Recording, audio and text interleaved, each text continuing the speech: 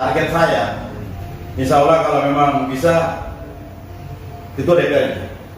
Targetnya ketua DPR? Ketua DPR. Wah, luar biasa.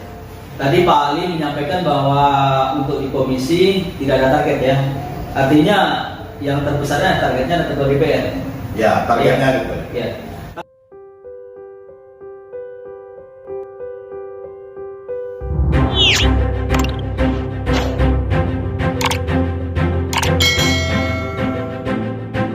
Assalamualaikum warahmatullahi wabarakatuh. Salam. Selamat berjumpa di Papua Terkini dalam rubrik Tokoh. Saat ini saya akan memandu acara dan kali ini saya akan berhadapan langsung dengan tokoh politik di Kabupaten Garong.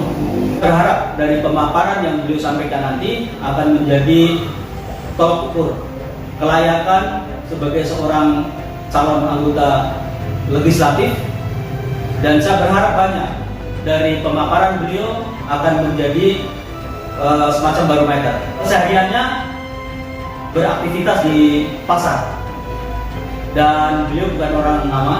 Saya belum akan sampaikan siapa namanya, tapi mudah-mudahan sudah 1-2 orang pemirsa Papua Terkini ada yang bisa menebak-nebak. Kemudian yang kedua, beliau ada beberapa kegiatan di partai sebelumnya, tapi sekarang beliau ada di Partai Hanura. Berikut di hadapan saya Pak Ali sebagai calon anggota legislatif Kabupaten Garong. Oke, selamat Pak. Assalamualaikum. Waalaikumsalam. Ya, ini adalah beliau yang saya sampaikan tadi. Saya ingin beliau menyampaikan apa yang menjadi angan-angan beliau, sehingga masyarakat Kabupaten Garong ini bisa melihat karakteristik, ya, kapabilitas dan kompetensi yang beliau miliki dan bisa menjadi standar tawar untuk kita bisa memilih beliau. Jadi saat ini saya akan memandu acara ini dan saya berharap kepada semua pemirsa Papua Terkini bisa menjadikan sebagai bahan barometer keterpilihan beliau nanti di anggota legislatif Kabupaten Garong. Baik, para pemirsa Papua Terkini dimanapun berada, sebelum acara ini dimulai, kami persilakan yang baru melihat tayangan Papua Terkini ini, mohon kiranya untuk subscribe, like, dan tinggalkan pesan di kolom komentar agar channel Papua Terkini selalu produktif dan akan berdaya guna untuk kita semua di kemudian hari. Oke, Pak Ali. Ya, Pak Sobi. Seperti yang saya sudah sampaikan tadi, jadi ada beberapa kegiatan yang akan kita lalui bersama. Yang pertama, yang sudah saya buka, kemudian nanti perkenalan. Saya kasih waktu 5 menit, ya. Kemudian nanti akan dilanjutkan dengan pemaparan apa yang menjadi angan-angan Pak Ali. Karena Pak Ali sudah tercatat di DPT Kabupaten Garong, sehingga mudah-mudahan dengan pemaparan Pak Ali ini bisa ditangkap oleh masyarakat dan menjadi pilihan, sehingga Pak Ali akan mendapat amanah kemudian hari. Kemudian sesi yang berikutnya adalah ada pertanyaan titipan yang akan saya pertanyakan ke Pak Ali sebagaimana Pak Ali paparkan. Jadi sebagai penajaman lah, kurang lebih begitu. Kemudian yang terakhir penutup dari saya. Oke, kita mulai saja. Kami persilakan Pak Ali untuk saya beri waktu dan timer sudah berjalan. Persilakan Pak Ali. Baik, assalamualaikum warahmatullahi wabarakatuh. Saya langsung saja. Saya perkenalkan diri. Nama saya Ali Mudin Kawai. Saya sudah beristri atau menikah. Anak saya 2. Istri saya bekerja sebagai PNS dan saya sendiri boleh dikata anak jalanan seperti itu. Tapi bersyukur saya panjang Tuhan yang Maha Kuasa, saya masih bisa dipercayakan memegang beberapa tempat, terutama sebelumnya saya sebagai kepala pasar di Kampung Yuanain Also 2. Kemudian saya dikasih kepercayaan lagi untuk memegang satu partai politik yang selama ini kita tahu bahwa partai ini juga punya nama atau terpopuler juga di seluruh di Indonesia ini. Jadi saya diangkat sebagai ketua Partai Hanura DPC Kabupaten Kero di periode 2022-2027 yang akan datang. Mungkin sedikit yang saya sudah perkenalkan seperti itu, Pak. Saya kembalikan. Oke, demikian tadi perkenalan singkat dari Bapak Alimuddin Kawai. Kita akan mengikutnya, yaitu pemaparan. Mudah-mudahan kita semua bisa menyimak dan membuat kesimpulan dan menjadi barometer keterpilihan beliau di periode kali ini di pemilihan legislatif tahun 2024. Untuk waktu kami persilakan Pak Ali. Ya, mungkin yang pertama, artinya kenapa saya harus memilih jalur partai politik, karena tanpa jalur politik kami masyarakat biasa tidak bisa berbuat sesuatu yang apa yang kita inginkan, terutama apa keinginan masyarakat yang ingin ada suatu perubahan di legislatif. Disitulah saya tertarik apa yang telah disampaikan oleh masyarakat. Saya coba dalam arti masuk terjun di dalam dunia politik. Namun apa yang saya inginkan semua sudah tercapai, artinya tercapai sampai di titik di partai politik, yaitu sebagai ketua Partai Hanura Kabupaten Kero. Disinilah saya mulai menata diri, menata untuk ke depan seperti apa nih tentang legislatif yang ada. Disitulah saya padukan, akhirnya saya dapat konsep-konsep yang apa yang harus saya lakukan nantinya ketika saya masuk ke legislatif. Ini semua karena rasa ketidaknyamanan masyarakat terhadap legislatif, itulah yang membuat saya terpukul untuk bagaimana cara. Sedangkan saya ini masyarakat biasa, bukan dari kalangan elit atau dari pengusaha-pengusaha yang ternama atau punya jabatan seperti itu. Jadi saya hanya punya hati saya untuk bagaimana cara saya mewakili masyarakat yang akan nantinya ketika mereka memilih saya duduk di DPR atau di legislatif. Disitulah saya akan buat suatu perubahan sesuai dengan keinginan masyarakat yang ada. Tadi saya sampaikan bahwa saya sangat terpukul juga karena saya juga dari kalangan masyarakat, bukan kalangan elit. Ketika itulah saya bisa artinya berpikir yang lebih matang lagi, lebih jernih lagi. Gimana sih caranya untuk saya bisa keinginan masyarakat ini bisa tercapai. Namun semua dari itu saya kembalikan kepada teman-teman atau masyarakat semua yang ada di Kabupaten Kero, terutama di dapil saya, di dapil 2. Dapil 2 juga meliputi dapil Arso, distrik Arso sama Arso Barat. Mudah-mudahan antara masyarakat dan saya yang sebagai perwakilan dari mereka bisa membawa tujuan apa itu yang dimaksud oleh keinginan masyarakat. Mungkin penjelasan singkat dari saya seperti itu, Pak. Saya kembalikan. Baik. Ini ada beberapa pertanyaan yang mudah-mudahan Pak Ali bisa menjawab sebagai jabaran ya.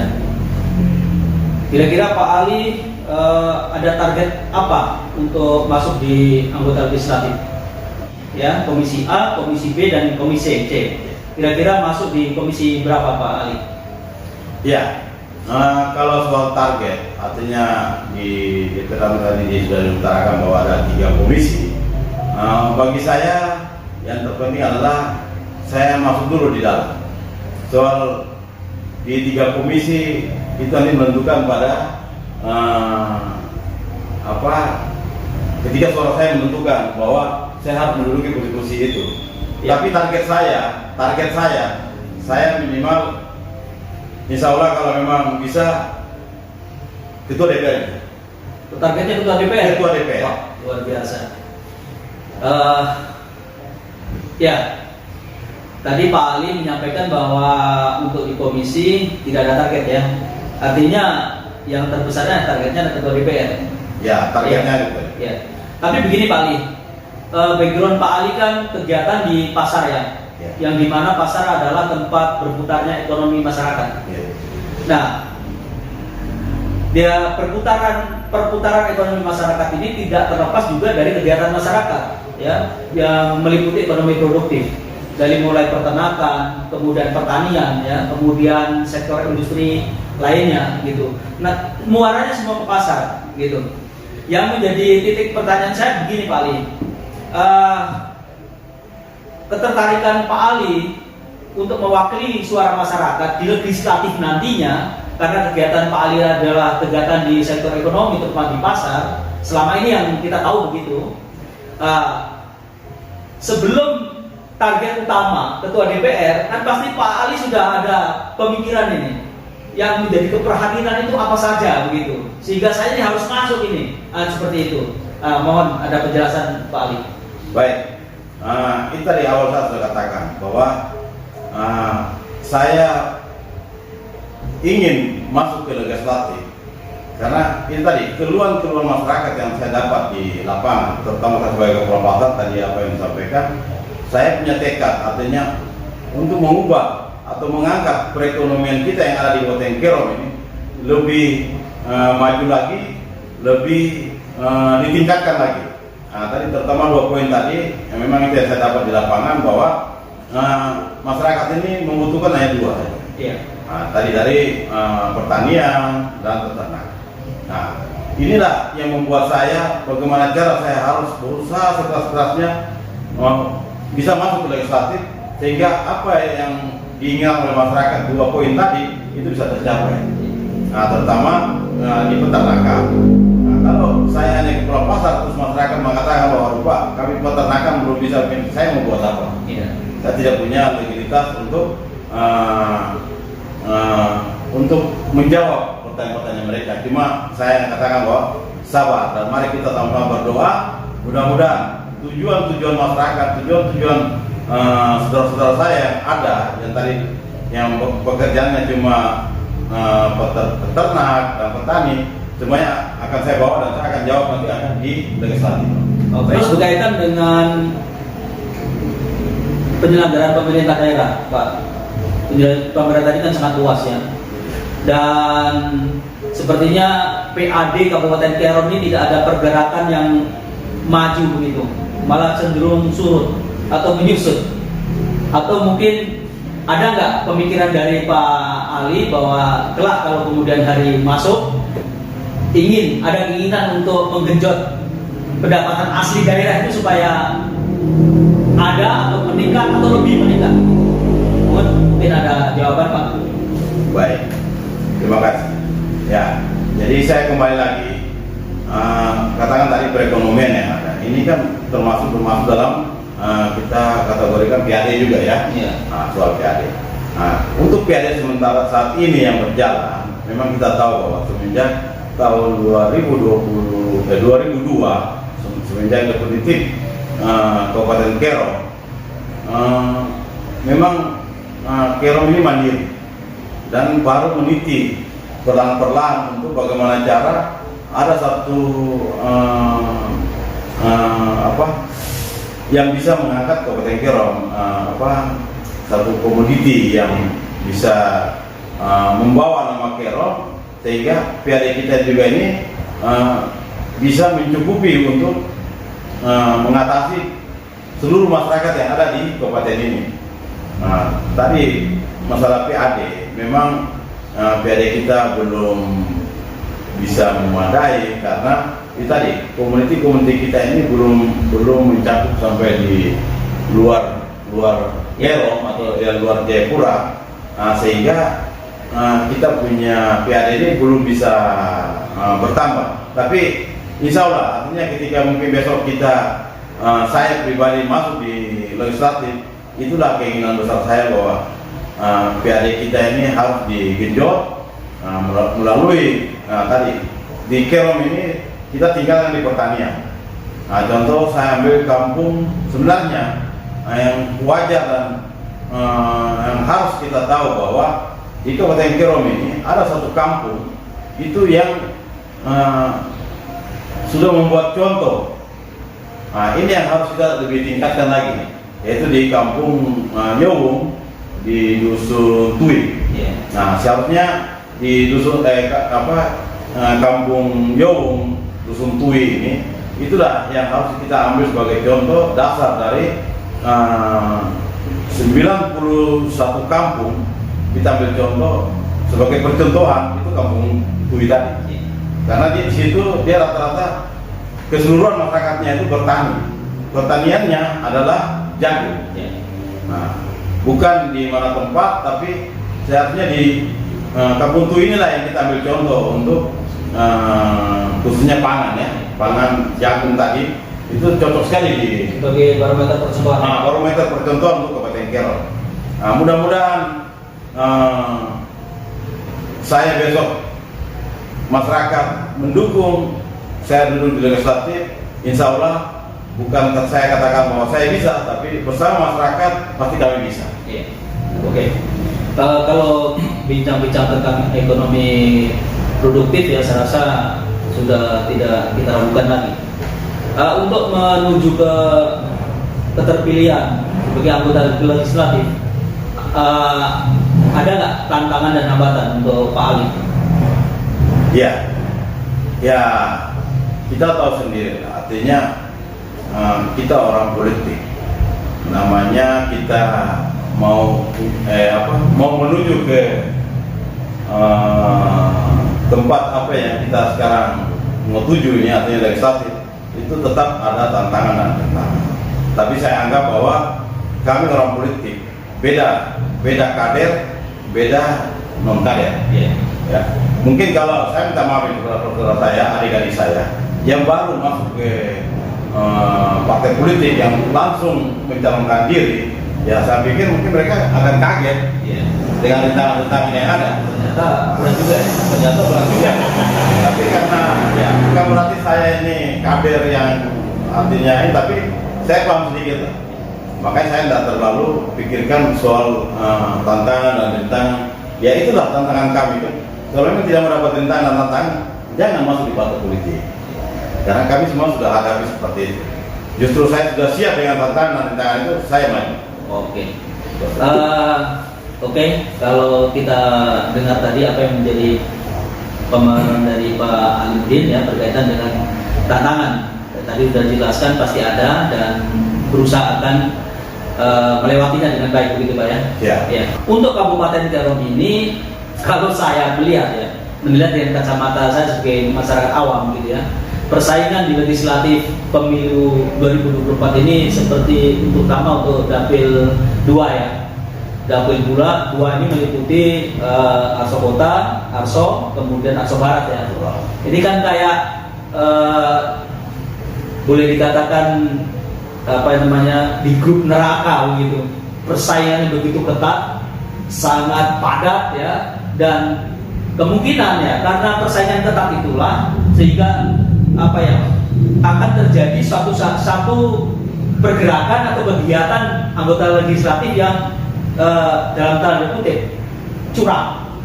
Kemungkinan bisa akan terjadi seperti itu Pak Ali. Nah, untuk di Kabupaten Kerom, mungkin bukan hanya di Kabupaten Kerom ya, tapi menyeluruh di Indonesia ini, istilah money politik itu kan lumrah atau wajar. Kalau saya mengatakan lumrah nanti salah, karena seakan-akan kita maklum. Tapi saya tidak setuju dengan money politik. Tapi dengan persaingan yang begitu ketat ya, dan boleh dikatakan tadi saya katakan seperti ini ya, grup neraka gitu ya, sangat keras lah begitu. Tidak menutup kemungkinan ada pihak-pihak tertentu yang ingin menempuh jalan pintas. Nah, kira-kira apa yang ada dalam pikiran Pak Ali untuk berhadapan atau menghadapi model-model seperti itu Pak, money politik itu Pak?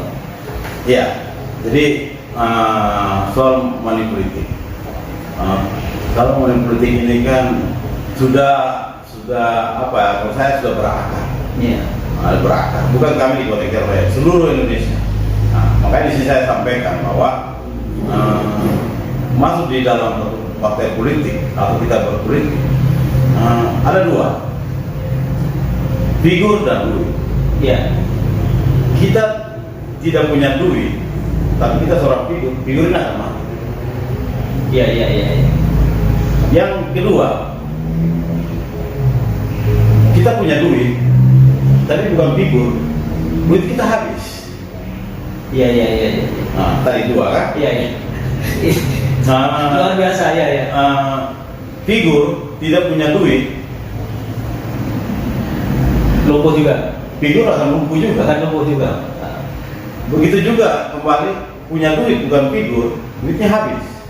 Makanya saya mengajak tadi, saya katakan bahwa kepada saudara-saudara saya semua, adik-adik saya, kalian ingin mau ke legislatif, masuklah di satu partai. Mana partai yang cocok, mana yang bisa membawa kalian untuk menempuh ke jalan itu yang terbaik, silakan. Supaya kalian di situ belajar, oh rupanya politik seperti begini.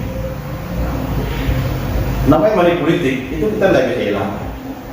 Makanya di dua tadi harus jalan, figur dan duit.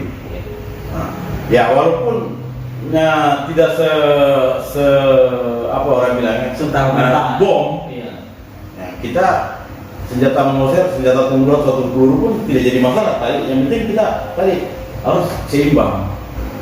Kalau dia di antara dua ini satu anjlok dan ini akan tidak bisa. Seperti itu, Pak. Baik, terima kasih. Jadi tadi tentang money politik beliau juga tidak setuju, tetapi beliau juga memberi semacam arahan bahwa siapapun yang ingin maju di legislatif ada dua persyaratannya. Pertama adalah tokoh, yang kedua adalah duit. Duit ini maksudnya bekal begitu. Jadi beliau sampaikan tadi bahwa tanpa duit kita tidak bisa berbuat apa-apa. Tapi dengan tokoh tanpa duit juga akan lumpuh seperti itu tadi. Jadi beliau tadi sampaikan tidak setuju kalau hanya pure money politik harus ada ketokohan begitu. Tapi butuh duit karena duit itu sebagai prasarana begitu. Oke. Iya Pak Ali, kalau targetnya Pak Ali ini sebagai ketua DPR, saya acungi jempol dan itu harus saya apresiasi keberanian yang luar biasa sebagai masyarakat Kerom yang punya cita-cita tinggi seperti itu. Begini Pak Ali, untuk meningkatkan PAD ini kan ada beberapa sumber subsektor yang harus kita bisa gali. Kalau tadi jelas kalau pertanian sih sudah dengan sendirinya karena masyarakat Kerom ini masyarakat agraris yang mungkin 90% itu petani gitu. Bisa digenjot dari sana sepanjang nanti ada regulasi yang mengatur sehingga masuk PAD tapi begini, sumber daya alam Kerom ini bukan hanya di tingkat para petani, tetapi ada di sumber daya alam seperti hutan Nah di dalam hutan itu juga banyak, ada kayu, ada mineral seperti emas dan lain sebagainya Untuk Kabupaten Kerom ini ada sumber emas yang masih dikerjakan secara manual dan belum masuk dalam regulasi perundang-undangan. Padahal dari sektor itu akan bisa mendongkrak PAD Kabupaten Kerom. Kira-kira ini dengan keadaan kondisi sekarang ini ada nggak terpikir nanti saya akan membuat regulasi agar penambang-penambang ini bisa mendorong untuk masuk di PAD pendapat asing daerah. Bagaimana Pak Ali? Baik, kalau soal sumber daya alam, tadi Bapak katakan memang kita Kerom ini sangat besar. Sangat besar Sangat besar. Saya ambil tadi yang langsung saja, poin aja ke emas. Ini kan belum diterapkan perdanya. Ketika perda belum ditetapkan, ini kan penambang-penambang liar ini masih berkeliaran dan menguntungkan kepada pihak-pihak tertentu. Pihak-pihak tertentu ini kita mau ngomong seperti apa tapi istilahnya yang punya tempat, mungkin ada setempat, pemerintah setempat. Ya saya nggak tahu oknum itu siapa nggak, ya kita nggak tahu. Tapi mudah-mudahan besok ketika saya masuk ke dalam dan tercapai apa yang saya sudah sampaikan tadi, ini saya akan kupas habis. Artinya kupas dalam arti kita mendorong, perda itu ada. Harus masuk dalam perda supaya dalam perda ini bisa menentukan untuk PAD. Supaya PAD kita bisa meningkat, itu tadi sumber daya alam ini kita kelola dengan baik. Bila perlu emas kita perdakan, alam contohnya kayu pun kita perdakan, sehingga pajaknya ini juga dia terarah.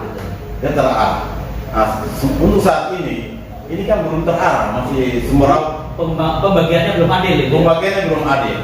Bahkan masyarakat adat juga atau yang pemilik hak wilayah juga merasa dirugikan. Tapi mereka juga tidak menyadari bahwa saya dirugikan atau perbuatan saya sendiri.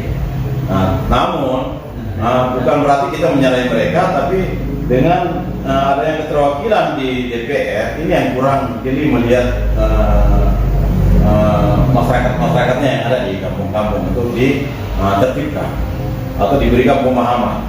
Sekarang ini kan belum bisa diberikan pemahaman karena tadi legislatifnya jalan sendiri, masyarakat jalan sendiri, masyarakat mau datang ke kantor juga takut-takut karena memang sudah berakar. Ini saya katakan benang kusut. Mudah-mudahan saya ke depan besok insya Allah punya kesempatan untuk mewakili seluruh masyarakat yang ada di Kota Kero. Saya akan buat seperti apa yang sudah kita buat statement sekarang saat ini. Baik, seperti itu. Oke. Ini ada pertanyaan titipan ini Pak Ali. Tadi kalau kita bicara tentang sumber daya alam Pak ya, ini kan akan banyak akses yang kita bisa gali dari alam itu sendiri. Tadi Pak Ali sudah menguraikan tentang harapannya Pak Ali bagaimana agar tambang mineral terutama emas itu bisa diperdakan. Kemudian yang kedua tentang kayu ya. Tentang kayu ini kan sumbernya dari Kerom. Hanya lewat di Kerom. Kita tidak dapat apa-apa. Ya, Pak Udu dapat lah sedikit gitu ya. Tapi kan bayangkan alur atau jalur transportasi yang dilewati alat-alat berat itu kan dampaknya kan ke kabupaten juga. Nah, kabupaten ini tidak dapat apa-apa dari sumber daya alam yang keluar daerah. Nah, itu juga akan dikerja bagaimana supaya regulasi itu ada ya. Iya. Ya. Kemudian kebetulan ada titipan dari pegiat lingkungan hidup tentang sumber daya alam, terutama tentang Natfah Hayati. Contoh burung cendrawasih. Di Kerom ini kan sumbernya ada di Keromnya. Eksploitasi besar-besaran karena seiring perkembangan zaman, ya kemajuan zaman, kemudian alat transportasi juga semakin bagus, kemudian wisatawan semakin banyak. Dan cenderamata yang ada di Papua ini salah satunya adalah seperti yang dipakai oleh Pak Ali. Dan ini kebanyakan menggunakan burung cendrawasih. Padahal Gubernur Papua, Bapak Lukas NMB, pernah membuat surat edaran pelarangan. Artinya itu sudah menjadi undang-undang, walaupun belum menjadi perda. Tapi sekarang perda sedang diusahakan, yang mudah-mudahan akan segera tembus. Nah, mengenai perda pelarangan eksploitasi burung cendrawasih apa menurut Pak? Apakah sudah tepat atau belum? Baik, jadi kalau soal untuk perda apa tadi pelarangan burung cendrawasih, saya pikir itu tepat. Yeah. Cuma waktunya ini sudah lama, berjalannya sudah lambat, sudah terlambat. Kenapa saya katakan terlambat? Ketika burung cendrawasih ini masih jaraknya dekat dengan kita, dengan masyarakat, ini tidak diantisipasi. Nah, kenapa tidak diantisipasi? Ya, ini tadi karena kita orang Papua ini sangat apa ya, artinya untuk soal ekonomi ini kan kurang terjangkau, baru untuk mendapatkan akses atau kehidupan sama seperti yang di kota itu sulit sekali. Kalau wisatawan masuk ke daerah-daerah kita untuk mengenali satwa langka yang ada di kabupaten kita atau di Papua, nah itu tadi artinya silakan datang berkunjung melihat, melihat yang nyata, ketika balik ya tadi membawa dengan mungkin contohnya atau replikanya ya seperti itu. Jadi mahkota imitasinya. mahkota imitasi. Jadi apa yang saya lihat ini loh mahkotanya sama seperti ini. Nah itu saya sangat setuju Pak. Oke, para pemirsa rubrik tokoh Papua terkini dimanapun berada, demikian tadi kita sudah tampilkan pemaparan dari calon anggota legislatif Kabupaten Garon tahun 2024 yaitu Bapak Ali Budin. Dan pemaparan tadi semoga menjadi barometer keterpilihan beliau atau menjadi dasar terpilihnya beliau kelak. Tadi sudah kita dengarkan banyak sekali apa yang beliau sampaikan dan targetnya nggak main-main, tidak main-main, yaitu Ketua DPR. Terima kasih Pak. Terima kasih. Sukses selalu. Amin. Demikian kita akan berjumpa di rubrik berikutnya. Saya Sobihan undur diri. Wassalamualaikum warahmatullahi wabarakatuh. Waalaikumsalam.